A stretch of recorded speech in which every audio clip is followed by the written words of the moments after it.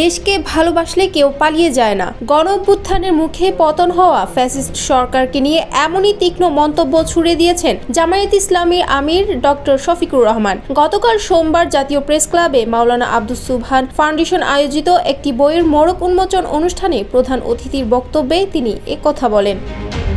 দলের সাবেক নেতা মীর কাশেম আলীর উদ্ধৃতি দিয়ে জামায়াত আমির বলেন, তিনি আমেরিকায় ছিলেন। তার কিছু বন্ধু তাকে বাংলাদেশে আসতে নিষেধ করেছিলেন। তিনি বলেছিলেন বাংলাদেশে গেলে কি হবে। তার বন্ধুরা বলেছিলেন আপনারও একই অবস্থা হতে পারে। তখন তিনি বলেছিলেন মৃত্যুর কাছে দাঁড়িয়ে বলবো আমার বিরুদ্ধে যেসব অভিযোগ রয়েছে সেসব মিথ্যা। তিনি বলেন মীর কাশেম আলী দেশকে ভালোবাসতেন, দেশের মানুষকে ভালোবাসতেন, আর দেশকে ভালোবাসতেন বলেই দেশে ফিরে এসেছিলেন। বাংলাদেশের প্রথম 5D AI ইনভার্টার যুক্ত সর্বোচ্চ বিদ্যুৎ সাশ্রয়ী যমুনা এয়ার কন্ডিশনার।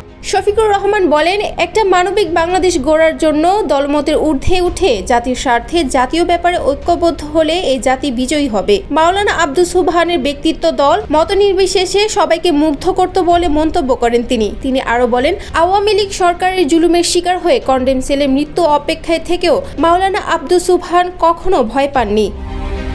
তিনি বলেন, জেলে থাকা অবস্থায়ও মাওলানা আব্দুস সুবহান কারাগারে থাকা সবার খোঁজ খবর রাখতেন। নেতৃত্ব দিতে হলে মানুষকে বুঝতে হয়, এটার আজ বড় অভাব। মাওলানা আব্দুস সুবহান জেলে গিয়েও মানুষের সমস্যার সমাধান করতেন। তিনি ফাঁসির রায় শুনেও প্রশান্ত ছিলেন। দেশকে মানুষকে ভালোবাসলে কেউ পালিয়ে যায় না।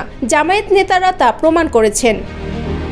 অনুষ্ঠানে বিএনপির চেয়ারপারসনের বিশেষ সহকারী শামসুর রহমান শিমুল বিশ্বাস বলেন, জুলাই বিপ্লবের বিতাড়িত সরকার আব্দুস সুবহানকে অপমানিত করতেই মানবতা বিরোধী অপরাধের মামলায় আসামি করেছিল। তবে আজ সে আওয়ামী লীগে অপমানিত হয়ে দেশ থেকে পালিয়েছে।